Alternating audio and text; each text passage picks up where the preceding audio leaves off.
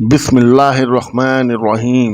حضرت علی رضی اللہ تعالی عنہ نے فرمایا، اگر کوئی آپ کی فکر کرتا ہے تو اس کی قدر کرو، کیونکہ دنیا میں تماشائی زیادہ اور فکر کرنے والے بہت کم ہیں۔ ہمیشہ سمجھوتا کرنا سیکھو، کیونکہ تھوڑا سا جھک جانا کسی رشتے کو ہمیشہ کے لیے توڑ دینے سے بہتر ہے۔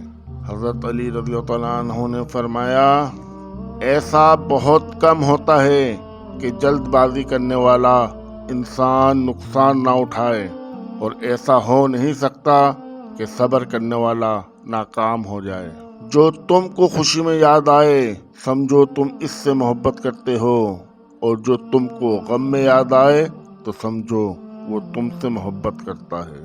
کسی کا دل توڑ کر معافی مانگنا تو بہت آسان ہے، لیکن اپنا دل ٹوٹ جائے تو کسی کو معاف کرنا بہت مشکل ہے۔ جو شخص تمہاری خوشی چاہے اس کا اداس ہونا تمہارے لیے فکر کی بات ہے۔ کسی کا عیب تلاش کرنے والے کی مثال اس مکھی جیسی ہے جو سارا خوبصورت جسم چھوڑ کر زخم پر بیٹھتی ہے۔ شک کو اپنے اوپر غالب مت آنے دو، ورنہ تمہیں دنیا میں کوئی ہمدرد نہیں مل سکے گا۔ انسان کا اپنے دشمن سے انتقام کا سب سے اچھا طریقہ یہ ہے کہ وہ اپنی خوبیوں میں اضافہ کرے۔ عقل مند ہے وہ شخص جو انجام سوچ کر کام کرے۔ جب کبھی تمہیں اپنے رزق میں کمی نظر آنے لگے تو کچھ مال اللہ کو دے کر اللہ کے ساتھ تجارت کر لیا کرو۔ دنیا تمہیں اس وقت تک نہیں ہرا سکتی جب تک تم خود سے نہ ہار جاؤ۔ سب سے بڑا عیب یہ ہے کہ تم کسی پر وہ عیب لگاؤ جو خود تم میں موجود ہو۔ جو دکھ دے اسے چھوڑ دو، لیکن جس کو چھوڑ دو اسے دکھ نہ دو۔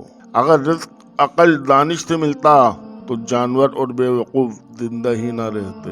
اچھے لوگوں کا تمہاری زندگی میں آنا تمہاری قسمتی، اور ان کو سنبھال کر رکھنا تمہارا ہنر۔ اسے اپنا راز مت بتاؤ جس کا کوئی راز تمہارے پاس نہ ہو۔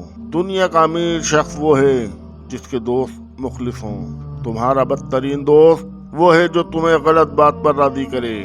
صبر ایک ایسی سواری ہے جو اپنے سوار کو گرنے نہیں دیتی، نہ کسی کے قدموں میں نہ کسی کی نظروں میں۔ جب عقل کامل ہو جائے تو کلام کم ہو جاتا ہے۔ حسد نہ کرنے سے بدن تندرست رہتا ہے۔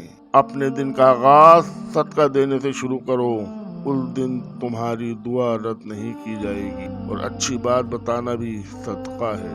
غلط بات پر غصہ آنا شرافت کی نشانی ہے، لیکن غصے کو پی جانا مومن کی نشانی ہے۔